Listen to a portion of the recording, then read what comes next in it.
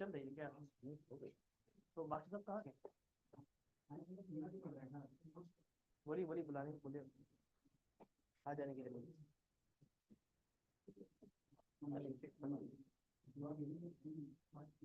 Glove.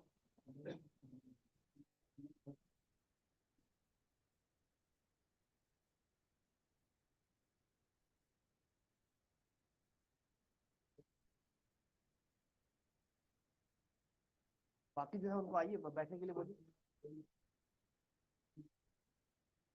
एक दो आगे बढ़ गए मैं।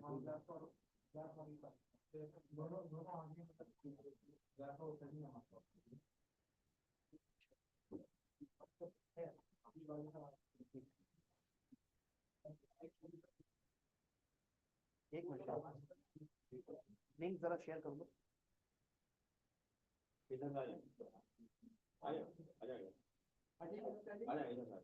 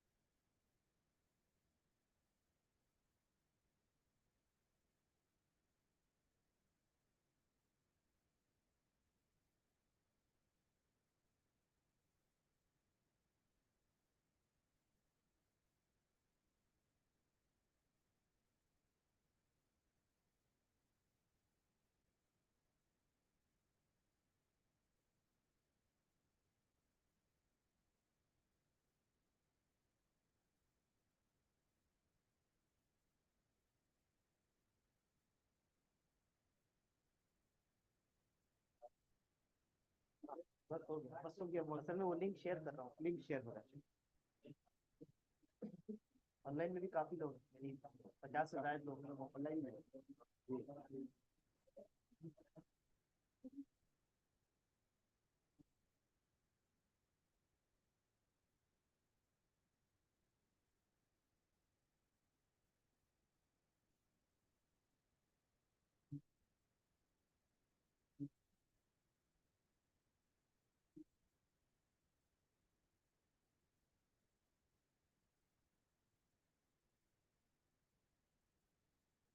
बिल्कुल।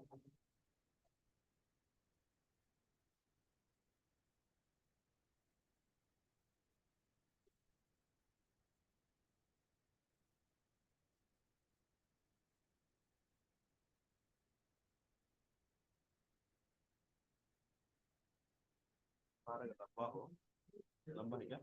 یہ لمبا ہی ہے اور نہیں ہے؟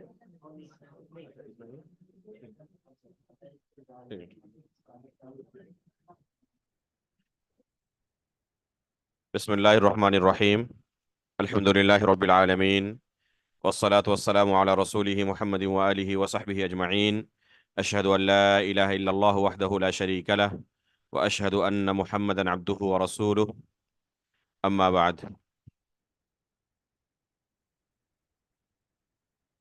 اللہ کے فضل و کرم سے اس ورکشاپ کا دوسرا سیشن نماز مغرب کے بعد ہم شروع کر رہے ہیں۔ نماز سے پہلے طلب علم کے اصول و ضوابط کو بیان کرتے ہوئے چھ اہم اصول و ضوابط کا تذکرہ کیا جا چکا تھا۔ انشاءاللہ جو باقی وقت بچا ہوا ہے اس میں مزید چند قاعدوں کو ہم پڑھنے کی کوشش کریں گے۔ 7واں قاعدہ ہے طلب علم میں لگے رہنا اور عجلت بازی سے پرہیز کرنا، جلد بازی سے پرہیز کرنا۔ طلب علم میں لگے رہنا اور عجلت بازی سے، جلد بازی سے پرہیز کرنا۔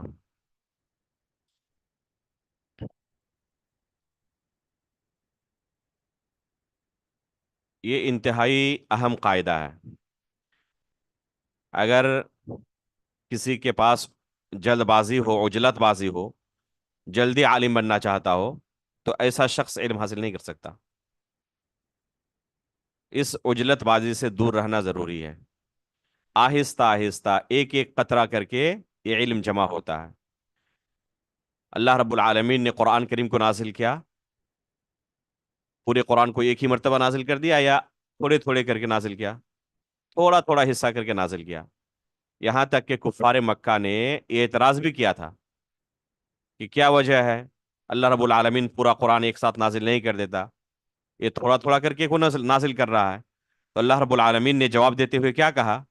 وقال الذين كفروا لولا نزل عليه القرآن جملة واحدة۔ تو اللہ تعالیٰ نے جواب دیتے ہوئے کہا كذلك لنثبت به فؤادك ورتلناه ترتیلا۔ تو اس لیے ہم نے، اللہ رب العالمین کا ارشاد ہے کہ اس لیے ہم نے قرآن کو ایک ساتھ پورا نازل نہیں کر دیا تاکہ آپ کے دل پر یہ بیٹھ جائے، دل پر ثابت ہو جائے یہ علم۔ اس کے لیے ضروری ہے کہ تھوڑا تھوڑا کر کے اسے حاصل کیا جائے۔ ایک ہی مرتبہ پورا علم حاصل کرنے کی کوئی کوشش کرے کہ ایک ہی دن میں پوری کتاب پڑھ لینی ہے، پورا یاد کر لینا ہے، تو ایسے لوگ جاری نہیں رکھ پاتے، پھر بہت جلدی چھوڑ بھی دیتے ہیں۔ تو اس علم کو تھوڑا تھوڑا کر کے حاصل کرنا ہے اور بار بار تکرار کرنا ہے، تب یہ چیز ذہن کے اندر ثابت ہو جاتی ہے۔ تو اس طرح اگر کوئی لگا رہے، استمرار رہے، جاری رہے، تو آہستہ آہستہ اس کے پاس بہت سارا علم جمع ہو جائے گا۔ اللہ رب العالمین نے قرآن کے بارے میں کیا کہا ہے؟ وَلَقَدْ يَسَّرْنَا الْقُرْآنَ لِلذِّكْرِ، کہ اس قرآن کو ہم نے بہت آسان کیا ہے۔ اس کے باوجود اللہ رب العالمین کا ارشاد ہے اس علم کے بارے میں إِنَّ سَنُلْقِي عَلَيْكَ قَوْلًا ثَقِيلًا۔ تو حقیقت میں یہ شریعت کا جو علم ہے یہ اتنا آسان کام نہیں ہے، یہ بہت ثقیل ہے، اور اس بوجھ کو اٹھانے کے لیے صبر کی ضرورت ہے، ایک لمبی مدت تک لگے رہنے کی ضرورت ہے۔ اگر کوئی عجلت بازی کا مظاہرہ کرے اور جلدی سے عالم بننا چاہے، کوئی ایسا کورس ہو جو 6 مہینے میں عالم بنا دے، تو ایسا ہم چاہتے ہیں کوئی کورس، تو حقیقت میں ایسے لوگ عالم نہیں بن پاتے ہیں۔ تو اس علم میں عجلت بازی سے پرہیز کرنا انتہائی ضروری ہے۔ عموماً جو لوگ اس طرح عجلت بازی کا مظاہرہ کرتے ہیں، وہ وقت سے پہلے ہی ایسی چیزوں کو حاصل کرنے کی کوشش کرتے ہیں جس کے وہ اہل نہیں ہوتے، اور اس وجہ سے انہیں وہ چیزیں سمجھ میں نہیں آتی اور ان کے لیے فائدے سے زیادہ نقصان دہ ثابت ہوتی ہیں۔ حکما کہتے ہیں طعام الکبار سم الصغار، طعام الکبار سم الصغار، جو بڑے لوگوں کا کھانا ہوتا ہے یہ چھوٹے بچوں کے لیے زہر ہوتا ہے۔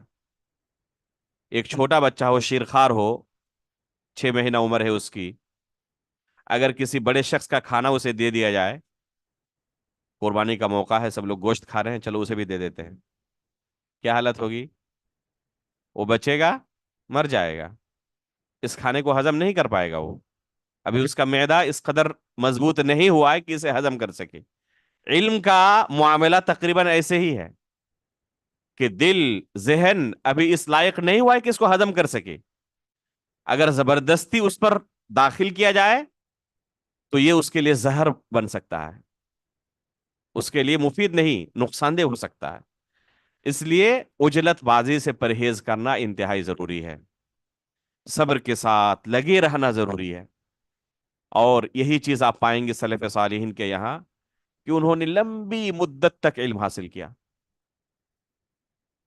علم حاصل کرتے کرتے ایک زمانہ ہو گیا جب تک کہ ان کے اساتذہ نے ان کو یہ نہیں کہا کہ ہاں اب آپ دوسروں کو پڑھا سکتے ہیں، جلدی وہ سامنے ظاہر نہیں ہوتے تھے۔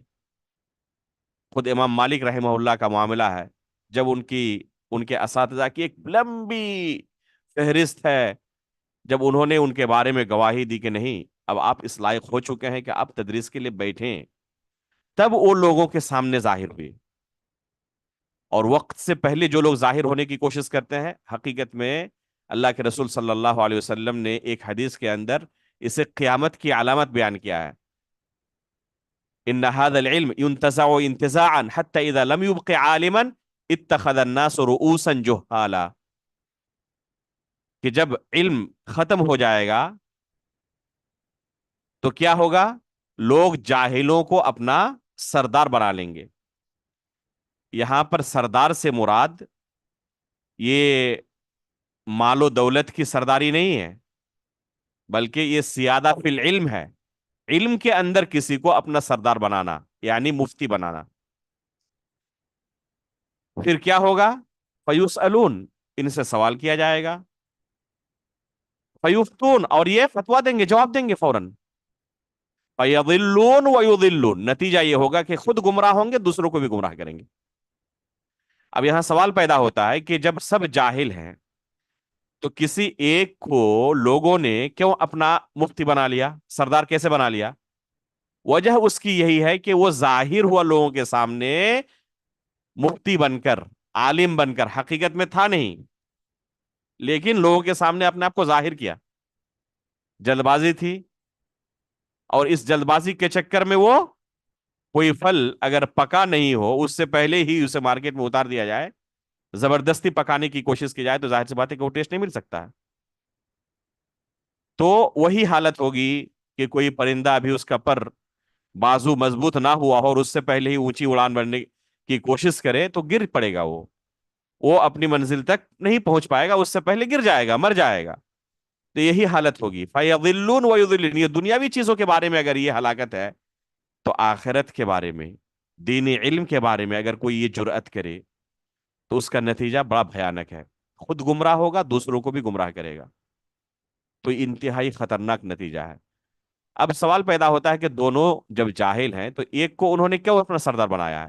اس کی وجہ یہی ہے، اس کی وجہ یہی لوگوں کے سامنے ظاہر ہونا ہے، اپنے آپ کو عالم کی شکل میں پیش کرنا ہے، مفتی کی شکل میں، داعی اور مبلغ اور گائیڈ کی شکل میں، دینی رہنما کی شکل میں پیش کرنا ہے، حالانکہ اس لائق نہیں تھے کہ اپنے آپ کو پیش کریں۔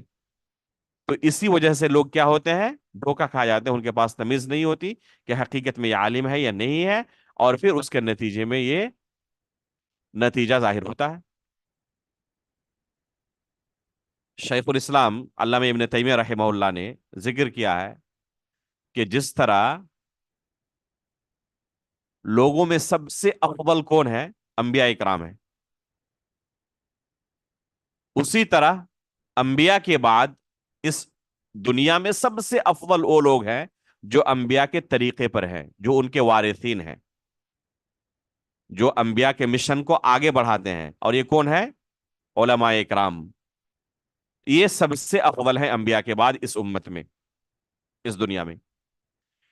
اسی طرح سب سے برے لوگ اس دنیا میں کون ہیں؟ جو نبوت کا جھوٹا دعویٰ کرتے ہیں، اللہ نے نبی بنایا نہیں، لیکن کیا لوگوں کے سامنے دعویٰ کرتے ہیں کہ ہم نبی ہیں، نبوت کا جھوٹا دعویٰ کرتے ہیں لوگوں کے سامنے. یہ دنیا کے اندر سب سے برے لوگ ہیں، سب سے مبغوض بندے ہیں. اسی طرح ان کے بعد سب سے برے لوگ وہ ہیں جو علم نہ ہونے کے باوجود علم کا مظاہرہ کرتے ہیں، عالم بنا کر اپنے آپ کو لوگوں کے سامنے پیش کرتے ہیں، علماء کا بھیس اختیار کرتے ہیں، حالانکہ حقیقت میں وہ ہے نہیں عالم، لیکن اس کے باوجود اپنے آپ کو لوگوں کے سامنے پیش کرتے ہیں. شیخ الاسلام ابن تیمیہ رحمہ اللہ فرماتے ہیں کہ جس طرح انبیاء سب سے افضل ہے، اس کے بعد انبیاء کے بعد علماء سب سے افضل ہے، اسی طرح سب سے برے لوگ وہ ہیں جو نبوت کا جھوٹا دعویٰ کریں، اور اس کے بعد سب سے برے ہیں کون؟ جو علم نہ ہونے کے باوجود عالم ہونے کا دعویٰ کرے اور اپنے آپ کو پیش کرے. اس کی نوبت کب آتی ہے؟ اس کی نوبت اسی وقت آتی ہے جب کسی کے یہاں جلد بازی ہو کہ جلدی مجھے عالم بننا ہے، جلدی لوگوں کے سامنے جانا ہے. سلف صالحین اس چیز سے حد درجہ بھاگتے تھے، دور بھاگتے تھے. جب تک کہ وہ مجبور نہیں ہو جاتے تب تک اپنے آپ کو ظاہر نہیں کرتے، بلکہ کوشش ان کی ہوتی کہ کاش کہ کوئی یہ کام دوسرا کر دیتا میرے بدلے، تو مجھے کم از کم اللہ کے سامنے جواب دہی دینے سے نجات مل جاتی. یہ چیز ہمارے اندر ہونی ضروری ہے. یہی علم حاصل کرنے کا طریقہ ہے. علم کی تعظیم کا تقاضا یہ ہے کہ اس میں جلد بازی کا مظاہرہ نہ کیا جائے. 8واں قاعدہ ہے علم طلب کرنے میں اور علم کی نشر و اشاعت میں صبر کا مظاہرہ کرنا. علم طلب کرنے میں، اسی طرح علم کی نشر و اشاعت میں، دونوں چیز میں صبر کا مظاہرہ کرنا. علم طلب کرنے میں اور علم کی نشر و اشاعت کرنے میں، دوسروں کو علم سکھانے میں. یعنی جب طالب علم ہو تب بھی، جب استاد بن جائے تب بھی، دونوں وقت وہ صبر کا مظاہرہ کریں.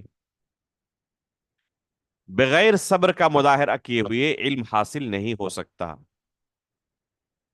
انتہائی درجے کے صبر کی ضرورت ہے، تب یہ علم حاصل ہو سکتا ہے.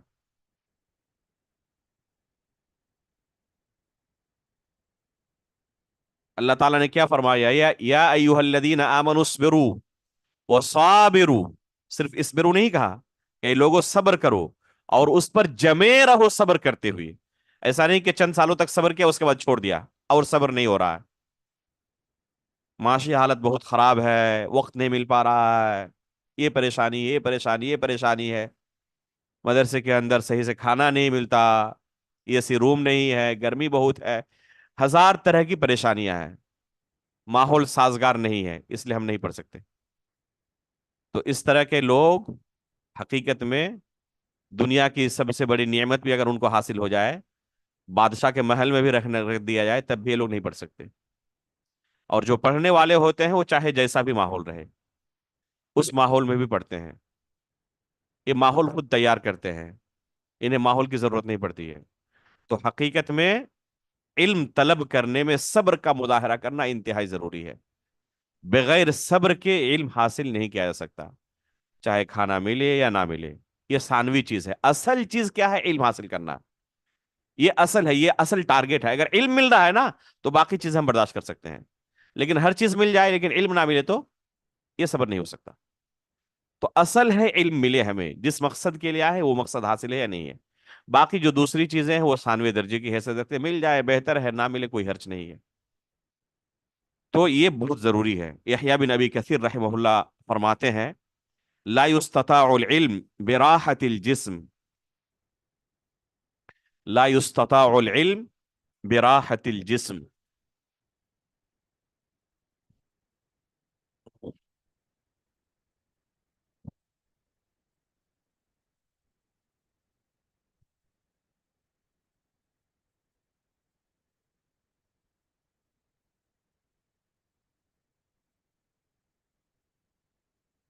اس جملے کو اپنا اسٹیٹس بنا لیں.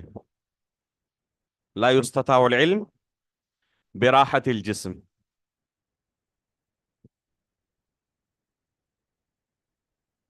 یہ کن کا قول ہے؟ यहया बिन अबी कसीर रहमहुल्लाह का, तन आसानी के साथ इल्म हासिल नहीं हो सकता। ला युस्तताउल इल्म, ला युस्तताउ बिराहतिल जिस्म,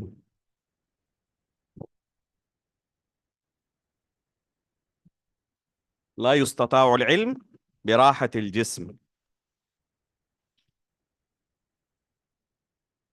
तन आसानी के साथ इल्म हासिल नहीं हो सकता। तन आसानी, तन यानी बदन, तन आसानी कहते हैं यानी बदन की आसानी के साथ, राहत के साथ ये इल्म हासिल नहीं हो सकता। उसके लिए बहुत ज्यादा सब्र की जरूरत है।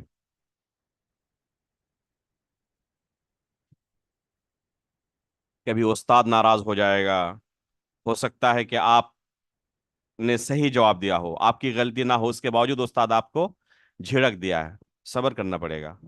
कभी अपने साथी से सब्र करना पड़ेगा, कभी घर वालों से सब्र करना पड़ेगा। फिर जब आप इस इल्म को हासिल कर लेंगे, दूसरों को पहुंचाएंगे, उस वक्त और ज्यादा सब्र की जरूरत है। दूसरों को पहुंचाएंगे, इल्म सिखाने जाएंगे, कोई शराब पी रहा है, उसको कहेंगे कि बेचारे ये जायज नहीं है, हराम है, तो आपकी बात अच्छी तरह से सुन लेगा। कोई बिदाती है, उसको जाके कहेंगे ये शिरक है, ये जायज नहीं है, बिदात है, इस रास्ते पर ना चलो, ये जायज नहीं है, अहले बिदात पर रद्द करेंगे, तो लोग आप पर फूल बरसाएंगे। और ज्यादा सब्र की जरूरत है।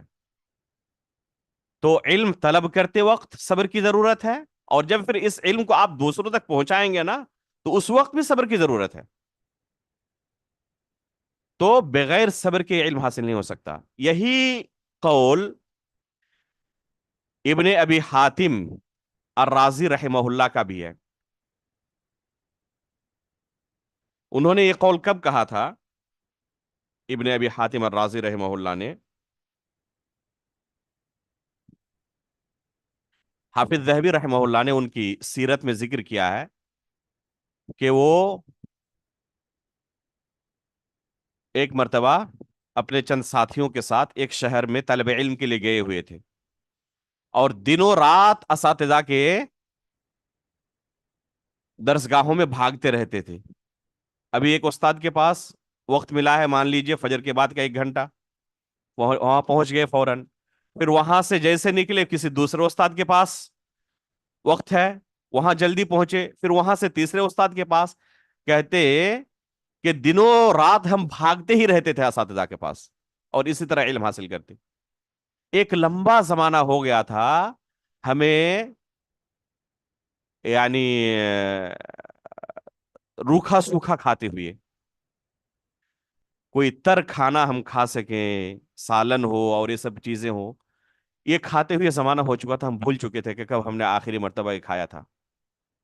तो एक मर्तबा हुआ है कि एक उस्ताद के पास पहुंचे, उस्ताद बीमार थे, माजरत कर ली कि आज मैं नहीं पढ़ा सकता, आज बीमार हूं। तो हम साथियों ने कहा कि आज अच्छा मौका है, बहुत दिनों के बाद आज कुछ खाते हैं बनाकर। रास्ते में एक मछली बिक रही थी, हमने वो मछली खरीद ली कि आज मछली खानी है, जमाने के बाद, रूखा सूखा खाने के बाद एक मौका मिला है। कह रहे हैं कि जब हम पहुंचे अपने सकन में, अपनी रिहाइश गाह में, तो उस वक्त पहुंचते पहुंचते ताखिर इतनी हो गई, एक दूसरे उस्ताद का वक्त आ गया। तो हमने मछली को वहीं रख फेंका और फिर भागे दूसरे उस्ताद के पास। पकाने का वक्त नहीं मिला, यहां तक कि 3 दिन गुजर गए।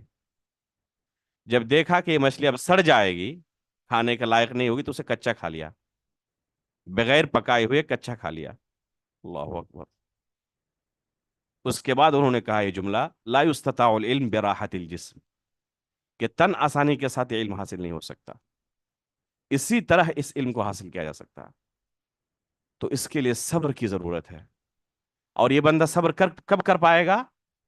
जब उसके दिल में इखलास हो कि मैं अल्लाह की शरीयत सीख रहा हूं, किसी दुनियावी मकसद के लिए आया हूं नहीं हूं, मैं अल्लाह की शरीयत सीखने के लिए आया हूं, और इसका बदला मुझे अल्लाह रब्बुल आलमीन से लेना है।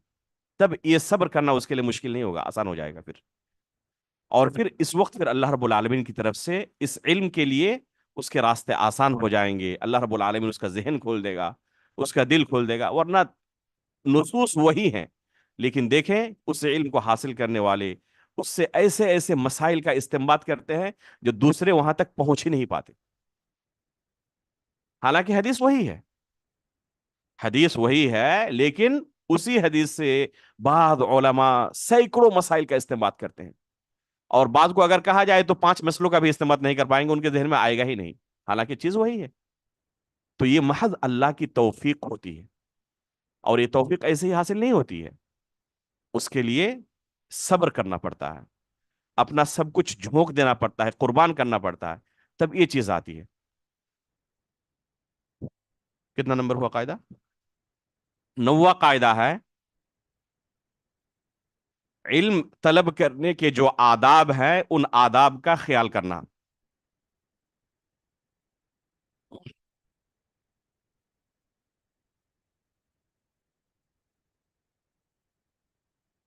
طلب علم کے آداب کا خیال کرنا، علم طلب کرنے کے جو آداب ہیں ان آداب کا خیال کرنا۔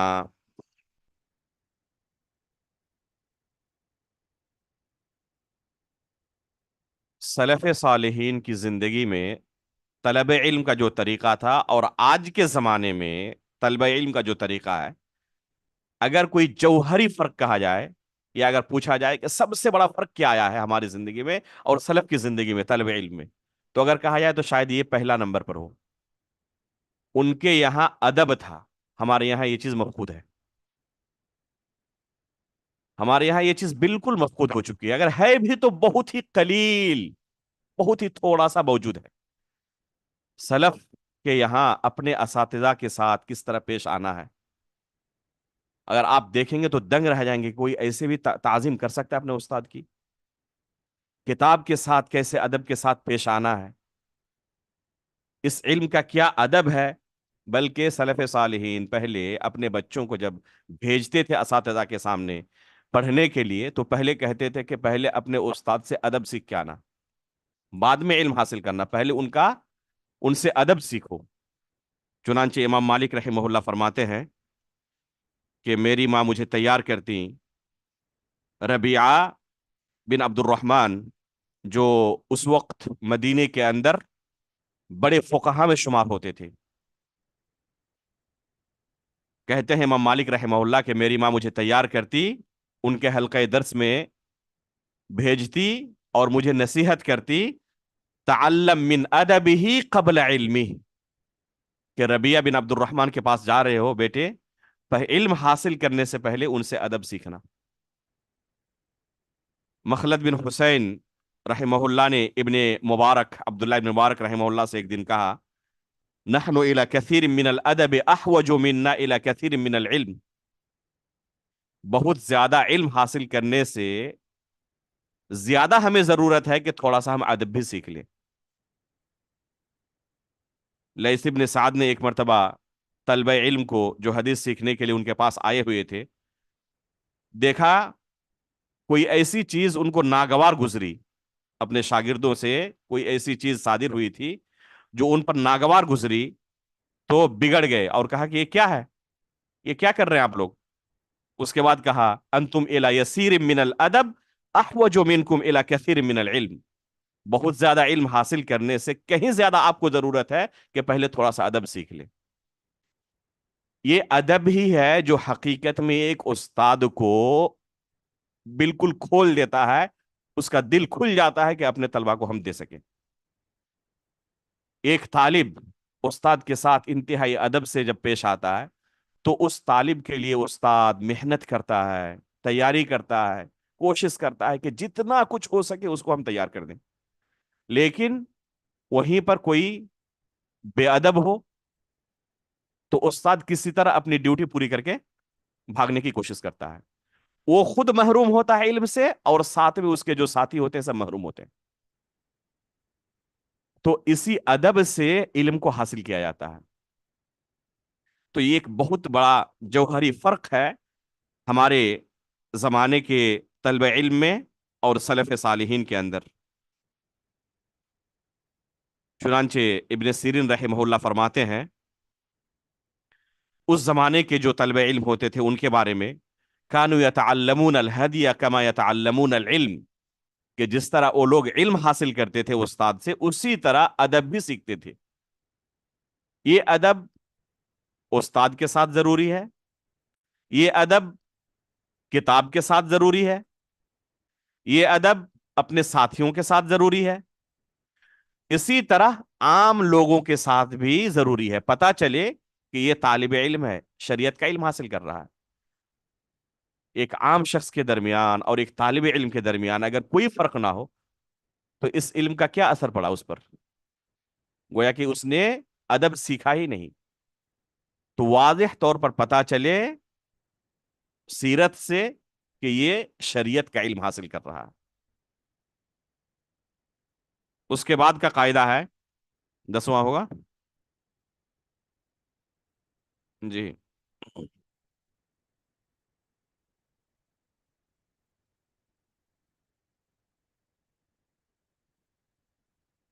خوارم مروءہ. خوارم مروءہ جانتے ہیں؟ خوارم مروءہ کہتے ہیں ایسی چیز کو جو شرعن، شرعی دلائل کے حساب سے حرام نہ ہو، لیکن سماج اور معاشرے کی نظر میں اسے اچھی نظر سے نہ دیکھا جاتا ہو. ٹھیک ہے؟ تو ایسے تمام چیزوں سے ایک طالب علم کا پرہیز کرنا، یعنی ایسی چیزوں سے ایک طالب علم کا پرہیز کرنا جسے سماج اور معاشرے میں پسندیدگی کی نگاہ سے نہیں دیکھا جاتا، ان چیزوں سے بھی ایک شرعی طالب علم کو پرہیز کرنے کی ضرورت ہے.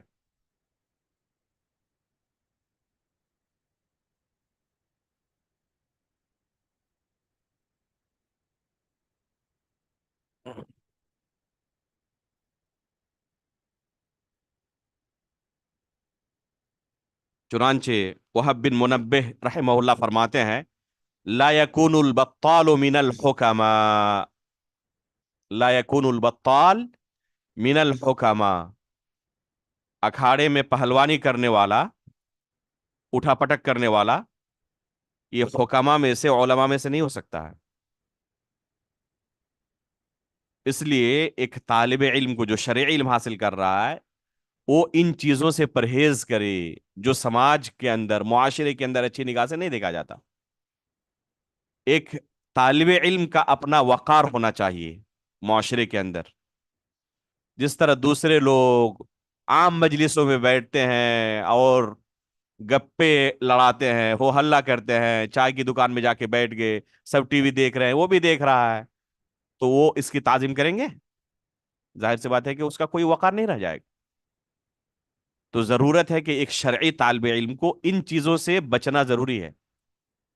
سماج اور معاشرے میں اسے اچھی نگاہ سے نہیں دیکھا جاتا.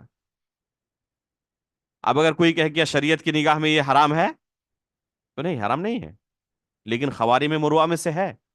اور سلف صالحین ان چیزوں سے پرہیز کرتے تھے، سلف صالحین ان چیزوں سے پرہیز کرتے تھے. اس لیے اس علم کا تقاضا یہ ہے، علم کی تعظیم کا تقاضا یہ ہے کہ ان چیزوں سے بھی ایک طالب علم پرہیز کرے. جو سماج اور معاشرے کے اندر جو عقل مند لوگ ہیں، اہل حل و عقد ہیں، وہ لوگ کیا کریں؟ اسے ناپسند سمجھیں تو ان سے وہ دور رہے. اگر کوئی امام صاحب پینٹ شرٹ پہن کر اور جو کھلاڑی والا ٹوپی ہوتا ہے نا، کرکٹ کھیلتے ہیں، وہ پہن کر آ جائے خطبہ دینے کے لیے، تو سماج اور معاشرے کی نگاہ میں اسے قبول کیا جائے گا؟ کوئی لوگ قبول کریں گے اسے؟ اب اگر وہ کہے کہ دلیل لاؤ کتاب و سنت سے کہ حرام ہے، تو ظاہر سی بات ہے کہ کتاب و سنت کے دلائل سے آپ اس کو ہو سکتا ہے کہ حرام ثابت نہ کر سکیں، لیکن سماج اور معاشرہ اس لباس میں آپ کو قبول نہیں کرے گا اس مقام پر. اس لیے اس چیز کی رعایت ضروری ہے. جب آپ شرعی علم حاصل کر رہے ہیں تو علماء کا جو لباس ہے، علماء کا جو رہن سہن ہے، طریقہ ہے، اس طریقے کے مطابق اپنے آپ کو ڈھالنے کی کوشش کریں. اس کے بعد کا قاعدہ ہے 11واں نمبر،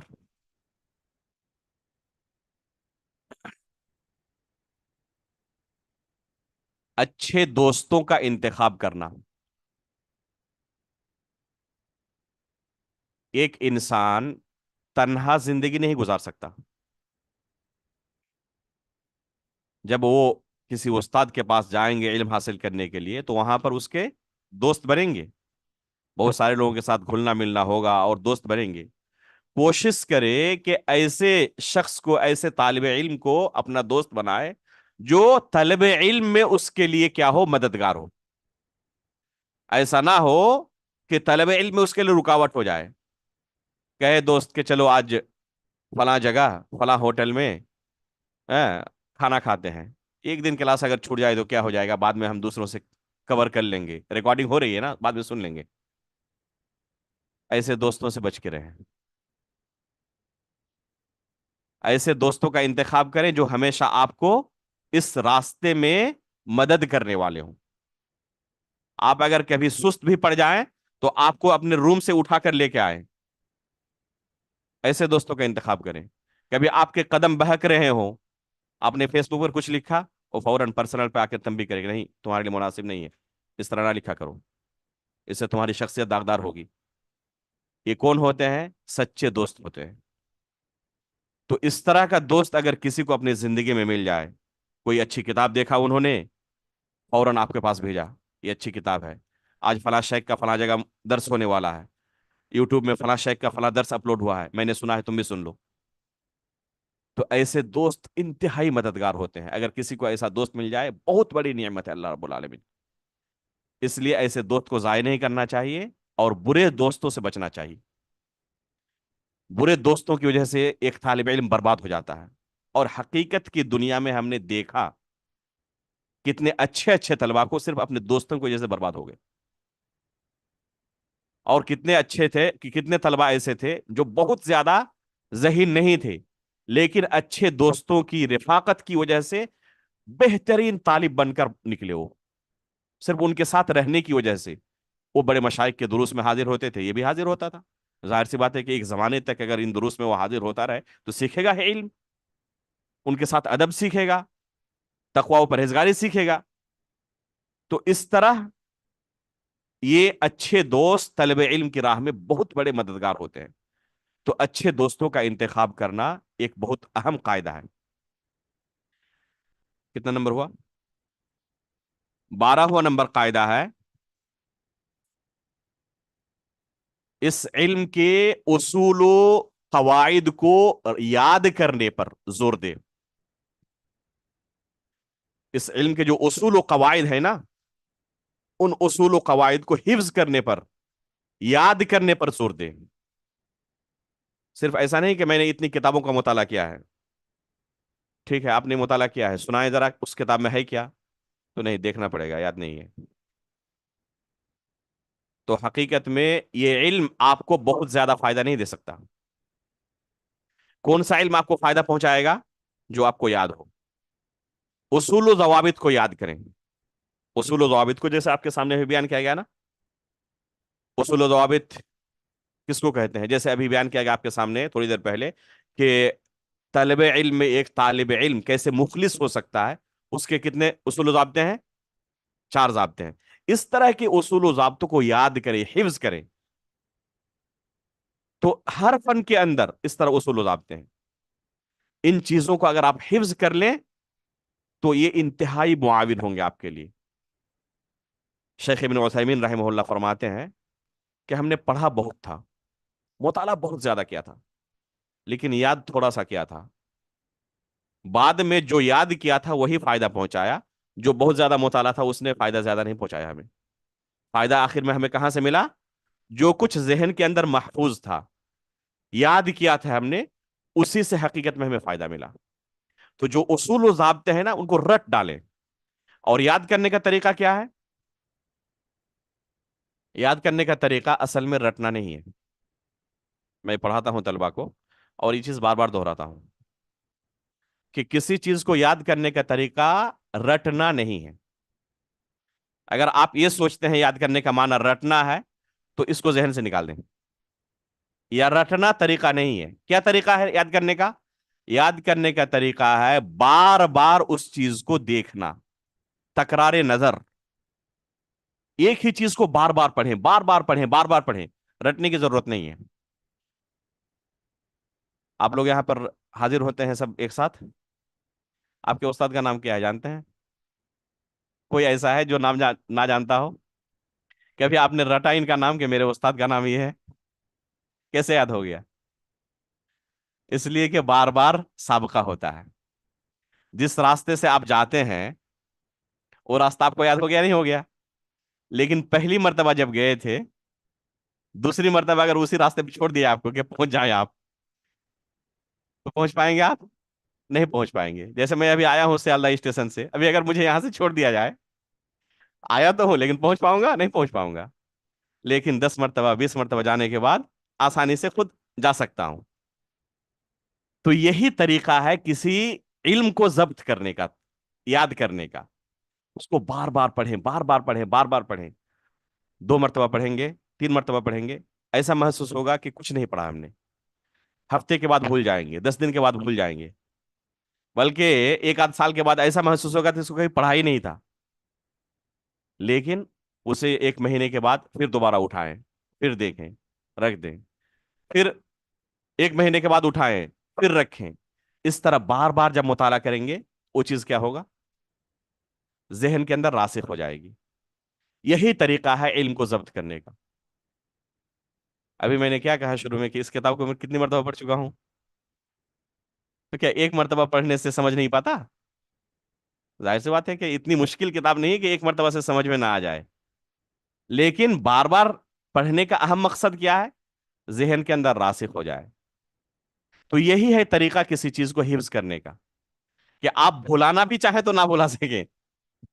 جیسے اپنے ساتھیوں کا نام انسان نہیں بھول پاتا، حالانکہ کبھی رٹتا نہیں ہے. تو یہی طریقہ ہے ضبط کرنے کا. بار بار پڑھیں، بار بار پڑھیں، بار بار پڑھیں. یہ جو مشائخ ہوتے ہیں نا، دروس میں بیٹھتے ہیں، ایسا محسوس ہوتا ہے کہ علم کے سمندر ہیں. استاد محترم شیخ سلیمان الرحیلی حفظہ اللہ کو جانتے ہیں آپ لوگ؟ ان کے درس میں بیٹھے، فقہ وغیرہ کے درس میں جو اقوال بیان کرتے ہیں، کسی مسئلے کو بیان کریں، امام شافعی کا یہ قول ہے، امام مالک کا یہ قول ہے، امام احمد کا یہ قول ہے، امام ابو حنیفہ کا یہ قول ہے، امام ظفر کا یہ قول ہے، ابو یوسف کا یہ قول ہے، محمد کا یہ قول ہے. ایک مسئلے میں 10 20 اقوال ذکر کرتے ہیں. ایسا محسوس ہوگا کہ ان کے سامنے کتاب کھلی ہوئی اور وہ بیان کر رہے ہیں. اس درجے پر کیسے پہنچے؟ شیخ کے بارے میں سنا ہے خاص شاگردوں سے کہ کوئی سال ایسا نہیں گزرتا جس میں انہوں نے المغنی ابن قدامہ رحمہ اللہ کے وہ 1 مرتبہ ختم نہ کر چکے ہوں. ہر سال 1 مرتبہ کم از کم ضرور ختم کر دیتے ہیں. اب تک کتنی مرتبہ ختم کر چکے ہیں انہیں خود تعداد یاد نہیں ہے. تو اس طرح بار بار پڑھنے کے بعد کوئی چیز راسخ ہوتی ہے. اور سلف صالحین کی سیرت میں یہ چیز آپ کو ایک جگہ نہیں، بے شمار جگہوں پر ملیں گی. امام مزنی رحمہ اللہ نے الرسالہ، امام شافعی رحمہ اللہ جو ان کو استاد کی کتاب ہے، اس کے بارے میں غالباً کہا ہے کہ میں نے 500 مرتبہ پڑھا تھا اس کتاب کو. آج کل کوئی کر سکتا ہے؟ بلکہ استاد بھی 2 4 مرتبہ کسی کتاب کو پڑھانے کے بعد اگر شاگرد کہے کہ اور 1 مرتبہ پڑھائے، تو کہے کہ ابھی تو پڑھایا تھا، کیا ضرورت ہے اس کو دوبارہ پڑھانے کی؟ شیخ ابن باز رحمہ اللہ کون ہے جانتے ہیں نا؟ اپنے زمانے میں دنیا کے سب سے بڑے عالم تقریباً. انہوں نے الاصول الثلاثہ وادلتها اس کتاب کو کتنی مرتبہ پڑھایا تھا؟ 100 مرتبہ سے زیادہ. اللہ اکبر. اس طرح صبر کر سکتا ہے کوئی آج کے زمانے میں؟ بہت مشکل ہے. تو یہ علم ایسے ہی نہیں آتا ہے. اس علم کو ضبط کرنے کا طریقہ یہی ہے، بار بار پڑھیں، بار بار پڑھیں. اس لیے شیخ عثیمی اس کتاب کو ہر سال آ کے پڑھاتے ہیں. اور پڑھنے والے کون لوگ ہوتے ہیں؟ ابھی ہم نے شروع میں کہا کہ جو خود پروفیسر ہیں یونیورسٹی کے اندر، وہ بیٹھتے ہیں پڑھنے کے لیے. تو ایسا نہیں ہے کہ وہ اس کتاب کے بارے میں کیا ہے نہیں جانتے ہیں، یا کوئی ایسی چیز ہے جسے سمجھنے کی ضرورت پڑے. وہ چاہتے ہیں کہ راسخ ہو جائے ذہن کے اندر. تو اس کا یہی طریقہ ہے کہ بار بار اس کو نظر دہرائیں. وفیات وغیرہ جو ہے محدثین کے، جو حدیث کے طلبہ ہوتے ہیں، جب وہ بیان کرتے ہیں، میرے استاد ہیں شیخ عبد الوارث الاسری حفظہ اللہ، جب میں دریاباد میں پڑھتا تھا تو ہمیں حدیث پڑھاتے تھے، تخریج کرتے تھے. تو روات حدیث کے جو نام وہ بیان کرتے اور ساتھ میں وہ وفیات ذکر کرتے کہ فلاں سن ان کی وفات ہوئی، فلاں 200 میں ان کی وفات ہوئی، 212 میں ان کی، 213 میں ان کی، 214 میں، اس طرح بیان کرتے تو ہم دنگ رہ جاتے. شیخ سے ایک دن میں نے پوچھا کہ شیخ آپ نے کیسے یاد کیا اس کو؟ ہم امتحان دینے کے لیے رٹ کے جاتے ہیں اور امتحان میں غلط لکھے آتے ہیں. رٹنے کے باوجود امتحان میں ہمارا جواب غلط ہو جاتا ہے، اور آپ اس طرح ہمیشہ ایسے ہی کہتے ہیں بغیر کسی تیاری کے. تو شیخ نے یہی طریقہ بیان کیا، اور واقعی یہ مجرب ہے کہ اس طرح سے اگر کوئی کر لے تو بھولے گا نہیں، اس کے بعد وہ راسخ ہو جائے گا ذہن کے اندر. آپ بھولنا بھی چاہے تو نہیں بھولیں گے، آپ کو ایسا محسوس ہوگا کہ آپ کے گھر کے لوگ ہیں یہ لوگ.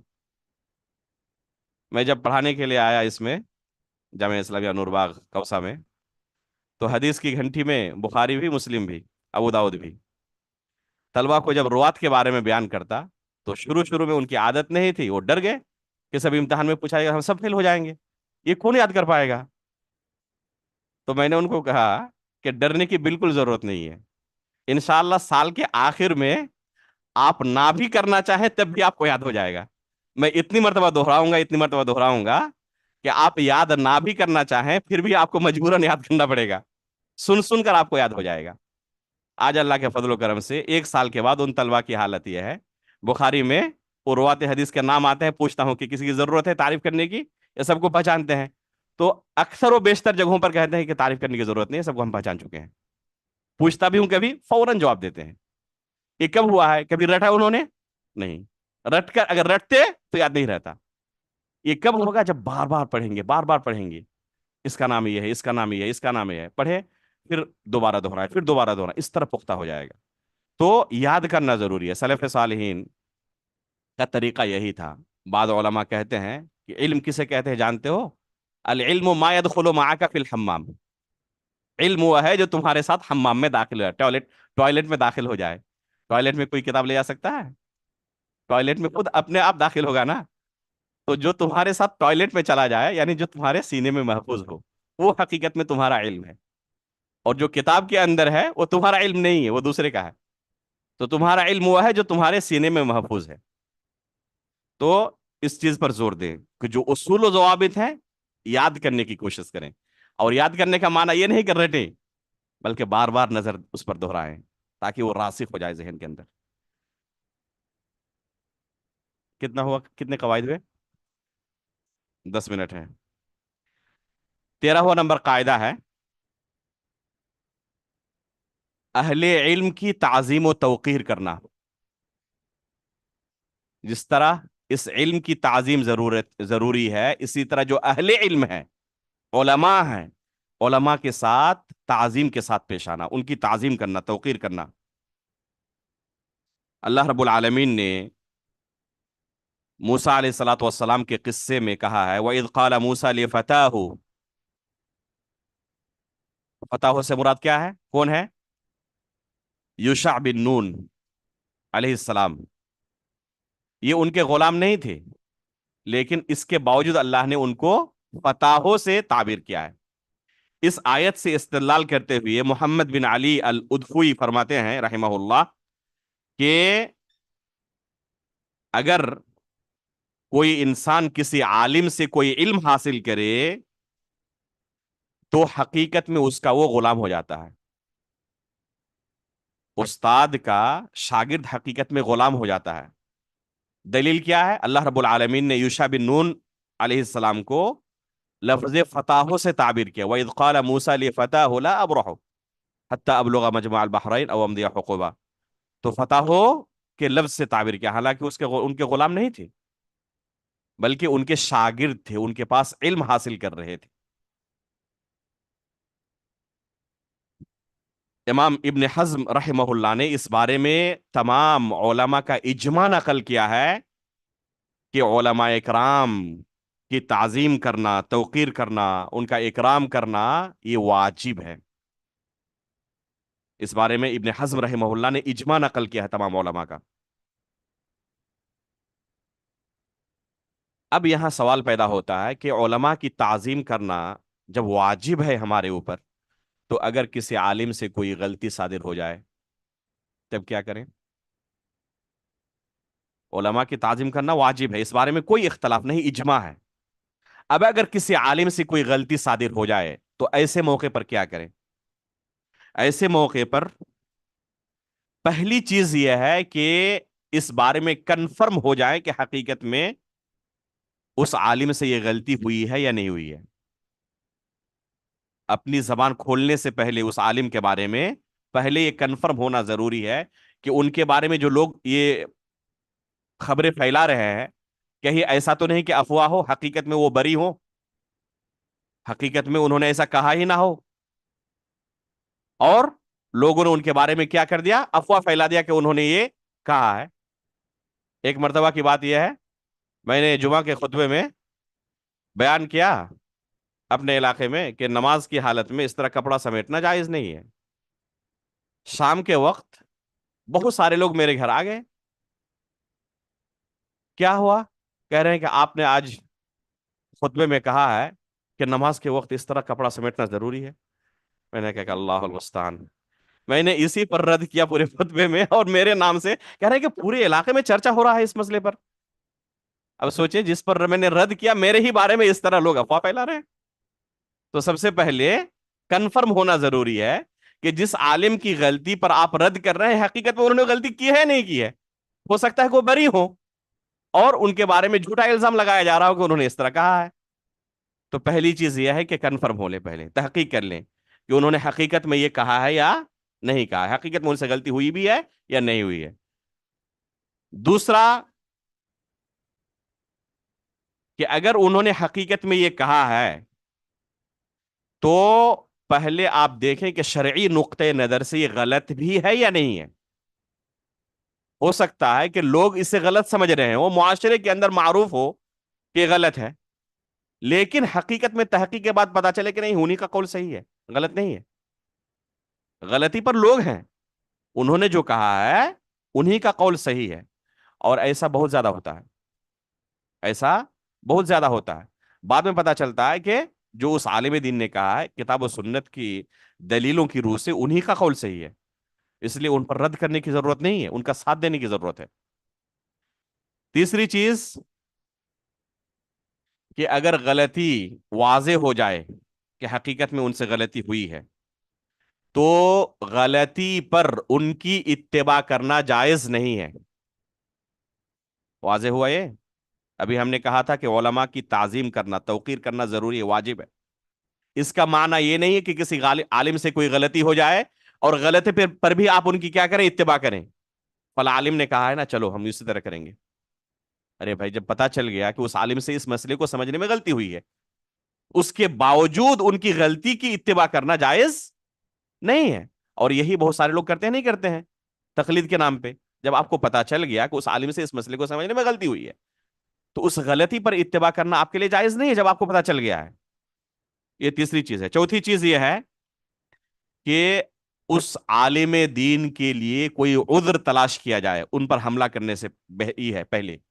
ہو سکتا ہے کہ اس عالم دین کو اس مسئلے کو سمجھنے میں غلطی ہو گئی، ایسا نہ کہا جائے کہ دیکھیں وہ شریعت کے دشمن ہے، مخالف شریعت ہے، ایسا لگ رہا ہے کہ وہ اس امت کے سب سے بڑے دشمن ہیں وہی۔ ہو سکتا ہے کہ 50 مسئلوں کی تحقیق میں کسی ایک مسئلے سے غلطی ہو گئی ہو، ان کے لیے عذر تلاشا جائے۔ ہو سکتا ہے کہ فلاں کتاب ان کو نہ ملی ہو یا فلاں چیز کو سمجھنے میں غلطی ہو گئی، تو ان کے لیے معقول عذر تلاش کیا جائے۔ پانچویں چیز یہ ہے کہ ان کو انتہائی شفقت اور محبت کے ساتھ نصیحت کی جائے، انتہائی شفقت اور محبت کے ساتھ ان کو نصیحت کی جائے، لوگوں کے سامنے فضیحت نہ کی جائے۔ اور چھٹی چیز یہ ہے کہ ہمیشہ رد کرتے وقت کوشش کی جائے، یعنی ان کے اس قول کو تسلیم نہیں کرنا ہے جو ان سے غلطی ہوئی ہے۔ اب اس غلطی کو بیان کرنا ضروری ہے دلائل کے ساتھ، لیکن ہمیشہ کوشش رہے کہ ان کے ساتھ بے ادبی نہ ہو، ان کے ساتھ بے ادبی نہ ہو۔ یہ کس عالم کے لیے ہے؟ جو علماء اہل سنت میں سے ہیں ان کے لیے ہے۔ علماء اہل بدعت کے لیے اصول و ضابطے نہیں ہیں، علماء اہل بدعت کے لیے اصول و ضابطے نہیں ہے، بلکہ ان کا نام لے کر رد کیا جائے گا اور ان کے سلسلے میں سختی برتی جائے گی۔ یہی سلف کا طریقہ رہا ہے۔ لیکن علماء اہل سنت میں سے ہو تو یہ 6 اسٹیپس ہیں جو ابھی ہم نے آپ کے سامنے بیان کیا، ٹھیک ہے؟ اگر وقت ہوتا تو میں لکھا تھا اس کو، لیکن وقت نہیں ہے، اس لیے امید کہ آپ لوگوں نے لکھا ہوگا، یا نہ لکھا ہو تو ریکارڈنگ میں آپ لوگ اس کو یہ 6 اسٹیپس جو ہے ان کو حاصل کر لیں، یہ بہت اہم چیز ہے۔ کتنا نمبر ہوا؟ 14 نمبر قاعدہ ہے کہ ہر مسئلے کے اندر دخل اندازی نہ کرے. جو بڑے مسائل ہیں کبار علماء کے لیے ان کے لیے چھوڑ دیں. جیسے تکفیر کا مسئلہ ہے، اہل بدعت پر رد کرنے کا مسئلہ ہے، جہاد کے مسائل ہیں، یہ عام طلبہ علم کے لیے نہیں ہے، یہ کبار علماء کے لیے چھوڑ دیں. ہر مسئلے میں رائے زنی کرنا اچھی بات نہیں ہے. کسی مسئلے میں اپنی رائے دینے سے پہلے اس بارے میں اچھی طرح پڑھیں، پختہ علم حاصل کریں، اس کے بعد کچھ بولنے کی کوشش کریں، اور نہ خاموش رہیں. ہر مسئلے میں رائے زنی کرنے والے عموماً بعد میں رسوا ہوتے ہیں. اس لیے کس مسئلے میں بولنا ہے، کس مسئلے میں نہیں بولنا ہے، اس بارے میں اچھی طرح ایک طالب علم کو پتا ہونا چاہیے. ایسے مسائل جن کا تعلق پوری دنیا کے لوگوں کے ساتھ ہے، جیسے اتحاد مطلع اور اختلاف مطلع والا مسئلہ. ابھی تلنگانہ میں تھا تو ایک صاحب جو قرآن نہیں پڑھ سکتے دیکھ کر وہ مناظرہ کرنے کے لیے آگے اس مسئلے پر. بہرحال وہاں تو کسی طرح ان کو سمجھایا بجھایا لوگوں نے. اب یہاں آیا ہوں تو اب میسج کر رہے ہیں کہ آپ اجازت دیں تو میں ممبئی آتا ہوں آپ سے مناظرہ کرنے کے لیے اس مسئلے پر. اب سوچیں، میں نے کہا کہ اللہ کے بندے پہلے کچھ پڑھ لو، قرآن پڑھنا سیکھ لو، ابتدائی چیزیں سیکھ لو. وہاں کے علماء کی طرف یہ کیا رہنمائی کیا کہ ان کے پاس جاؤ، فلاں والا عالم ہے، ان کے پاس کچھ دن پڑھ لو، اس کے بعد پھر شوق سے یہ کام کرنا. تو کس مسئلے کے تحت ہم کو زبان کھولنی ہے اس کا علم ہونا چاہیے. ہر مسئلے میں رائے زنی کرنا مناسب نہیں ہے. اس کے بعد کتنا نمبر ہے؟ 15 نمبر ہے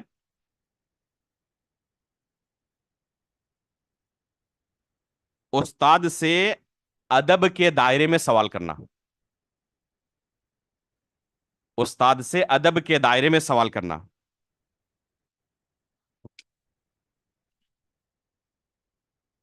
ادب کے دائرے میں سوال کرنے کا معنی کیا ہے؟ کیسے پتا چلے کہ ادب کے دائرے میں سوال ہو رہا ہے یا نہیں ہو رہا ہے؟ اس کے لیے 4 چیزوں کو دیکھنا ضروری ہے. پہلی چیز ہے، پہلے یہ سوچے کہ میں کیوں سوال کر رہا ہوں. یہ جو سوال میں کر رہا ہوں استاد سے تو کیوں سوال کر رہا ہوں؟ سیکھنے کے لیے یا کوئی دوسرا مقصد ہے؟ اگر حقیقت میں سیکھنے کے لیے سوال ہے تو کرے، لیکن اگر کوئی دوسرا مقصد ہے، استاد کو ہو سکتا ہے اس مسئلے کے بارے میں پتا نہ ہو تو اب دوسروں کے سامنے اس کو ذلیل کرنا ہے، اس نیت سے اگر کوئی سوال کرے تو علم کی برکت سے ایسے طلبہ محروم ہو جاتے ہیں، اور جن کی یہ عادت ہوتی ہے آپ نہیں پائیں گے کہ آگے چل کر وہ حقیقت میں قوم کی خدمت کر رہے ہیں، علم کی خدمت کر رہے ہیں. وہ کٹ جاتے ہیں علم سے، علم کی برکت یہیں سے ختم ہو جاتی ہے. تو ادب کے دائرے میں سوال کرنے کا پہلا تقاضا کیا ہے؟ پہلے یہ سوچے کہ میں کیوں سوال کر رہا ہوں، سیکھنے کے لیے یا کوئی دوسرا مقصد ہے. دوسرا تقاضا یہ ہے کہ جو سوال کر رہا ہوں وہ حقیقت میں ضروری ہے سوال کرنا، یا کوئی لغو چیز سوال کر رہا ہوں جس کی کوئی ضرورت نہیں ہے.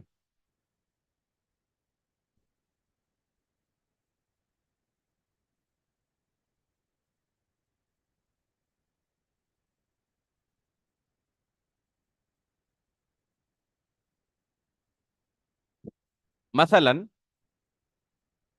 کوئی شخص فقیر ہو، یہی انڈیا میں رہ رہا ہے، اور وہ مکہ اور مدینہ کے اندر رہتے ہوئے وہاں پہ جو آداب ہیں ان آداب کے بارے میں دقیق سے دقیق چیزوں کے بارے میں، باریک سے باریک چیزوں کے بارے میں پوچھے. ارے بھائی آپ وہاں نہ پہنچ پائیں گے ابھی، اور نہ آپ کو ان چیزوں کی بھی ضرورت پڑے گی. کوئی فقیر ہو اور زکوٰۃ کے مسائل میں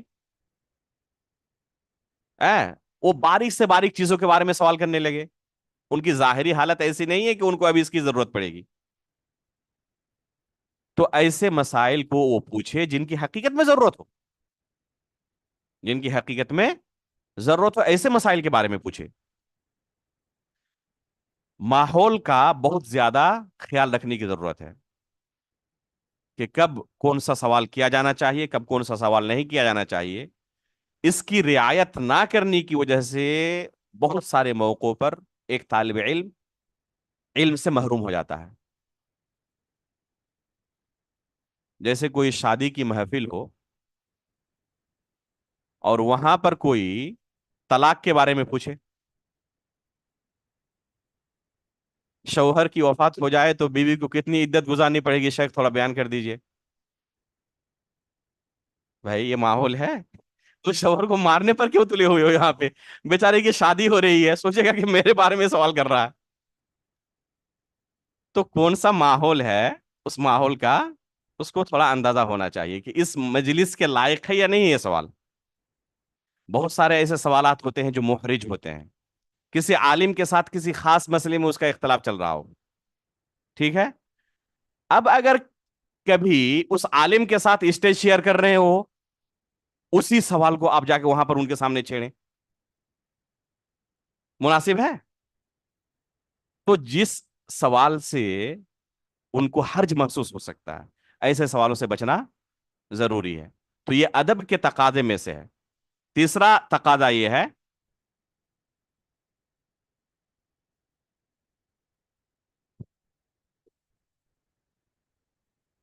کہ استاد کے حالت کو اچھی طرح وہ پرکھ لے کہ کیا ابھی سوال کرنا استاد کے لیے مناسب ہے۔ مثلا کسی کے ساتھ کسی مسئلے پر ان کا جھگڑا ہو گیا، اور وہاں پر جا کے آپ ایک دم وہ انتہائی غصے کے عالم میں اور آپ جا کے سوال کر رہے ہیں، تو یہ مناسب وقت نہیں ہے۔ ابھی ٹرین کی وجہ سے وہ دوڑ رہے ہیں کہ شاید گاڑی فیل نہ ہو جائے، آپ کہہ رہے ہیں کہ نہیں تھوڑا 2 منٹ رک جائے، ایک سوال ہے میرا حل کر کے جائے، تو ابھی مناسب نہیں ہے، ابھی وہ جلد بازی میں ہے۔ تو استاد کی حالت کی رعایت کرنا ادب کے تقاضے میں سے ہے۔ اور چوتھی چیز ہے کہ سوال کرتے وقت انتہائی ادب و احترام کا صیغہ استعمال کیا جائے، اسلوب استعمال کیا جائے، پتا چلے کہ آپ استاد ان کو مان رہے ہیں، استاد سے سوال کر رہے ہیں، کسی عام شخص سے آپ خطاب نہیں کر رہے ہیں، کسی عام شخص سے بات نہیں کر رہے ہیں آپ، لگے کہ ہاں استاد سے دعائیہ کلمات کے ذریعے کہ استاد آپ کو اللہ جزائے خیر دے، آپ سے علم، آپ کے علم سے ہمیں فائدہ پہنچائے، آپ کو اللہ رب العالمین لمبی عمر دے، اس طرح دعائیہ کلمات کے ذریعے ان سے ادب و احترام کے ساتھ سوال کیا جائے۔ تو یہ ہے استاد سے ادب کے دائرے میں سوال کرنے کا معنی، ٹھیک ہے؟ 4 چیزیں ذکر کی ہم نے، اور آخری چیز ہم ذکر کریں گے جو شیخ نے اس کتاب کے سب سے آخر میں ذکر کیا ہے، وہ ہے اپنے وقت کی حفاظت کرنا، اپنے وقت کی حفاظت کرنا۔ ہاں 20 پوائنٹ جتنے ہم نے بیان کیے نا، یہ سب 20 میں سے ہیں، کل کتنے ہوئے؟ 15؟ یہ 16 نمبر ہے، یہ 16 نمبر ہے، تو الحمدللہ بہت حصہ ہو گیا، الحمدللہ۔ اپنے وقت کی حفاظت کرنا، ایک طالب علم کے پاس یہ سب سے بڑی پونجی ہوتی ہے، سب سے بڑی دولت یہی ہے، وقت، ایک ایک منٹ کی حفاظت کرنا۔ اور حقیقت میں جو حفاظت کرتے ہیں وقت کی نا، وہ بہت کچھ حاصل کر لیتے ہیں، اور جن کے یہاں وقت کی قدر نہیں ہے وہ بن نہیں پاتے کچھ۔ شیخ ابن باز رحمہ اللہ قوت بینائی سے محروم تھے، وضو کرتے وقت، جیسے کہ ہم نے اپنے ایک استاد سے سنا ہے، کئی مرتبہ سنا ہے، جب وہ وضو کرنے کے لیے بیٹھتے تو ایک قاری ہوتا ان کا خاص، ان کا یہ کام تھا، ان کی ڈیوٹی تھی کہ جب میں وضو کرنا شروع کروں تو صرف الفیہ کا ایک شعر آپ پڑھیں، جب تک وضو میں فارغ ہو جاؤں اس شعر کو آپ بار بار دہراتے رہیں، اس طرح 5 مرتبہ، 10 مرتبہ، 15 مرتبہ سن کر وہ شعر میرے ذہن کے اندر کیا ہو جائے گا؟ بیٹھ جائے گا۔ تو اس طرح سے مکمل الفیہ کو شیخ ابن باز نے یاد کر لیا تھا وضو کرتے وقت، اپنے ایک استاد سے ہم نے سنا ہے یہ ہے وقت کی حفاظت کا طریقہ۔